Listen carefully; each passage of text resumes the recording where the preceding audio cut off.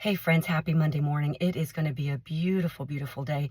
Getting ready to head into the gym for some much needed recovery, but I wanted to share something that was on my heart this morning, something that I hope blesses you as much as it did me. I told you a couple weeks ago about 5 weeks ago, I came down with shingles, and oh my goodness, it is definitely the most painful thing I've ever had in my life, hands down. But it affected the whole left side, especially most of the quadricep and in on the knee.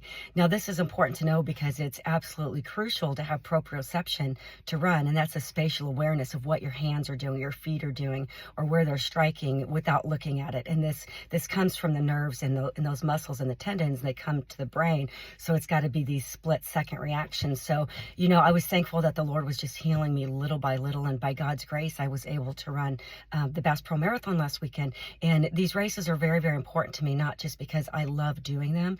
I wanted to go to Dogwood Canyon. It's one of my favorite races, hands down, just because of the beauty of Dogwood Canyon. But, the people are, it's like a family reunion. And also the most important thing is because I have the blessing of delivering the quick worship service that we have before the run. So that was at the top of my agenda. That was my highest priority, and the race was going to be second. By God's grace, that morning when I got up, I had most of the feeling back in my knee, most of the feeling on my quadricep, and was able to complete the race. It was definitely hard. Let me tell you, it was definitely not an easy task, but I look back this morning at what God has done, and I have to fight back tears. But this is what I wanted to share with you. I had a very timely Bible study just in light of over the weekend. I've said this before and I'll say it again. When we choose to follow Christ, we are not guaranteed a life of ease. As a matter of fact, the more that we follow the Lord, the more that we can expect opposition.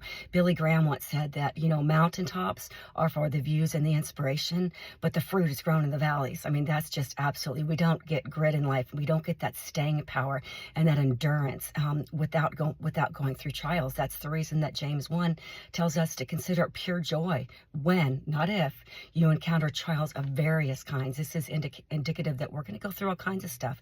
And this is where David was in Psalm 62. And we know that David was a man after God's own heart. He was the apple of God's eye.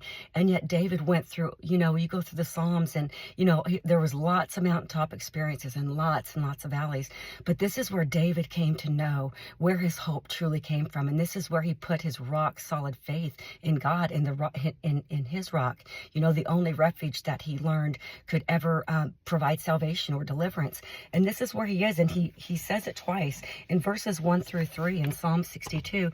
David says, "Truly my soul silently waits for God. From him comes my salvation. He only," you get that part, "only is my rock and my salvation." This was true Christian maturity. David had been growing fruit in the valleys, and he knew that God only was his rock and his salvation.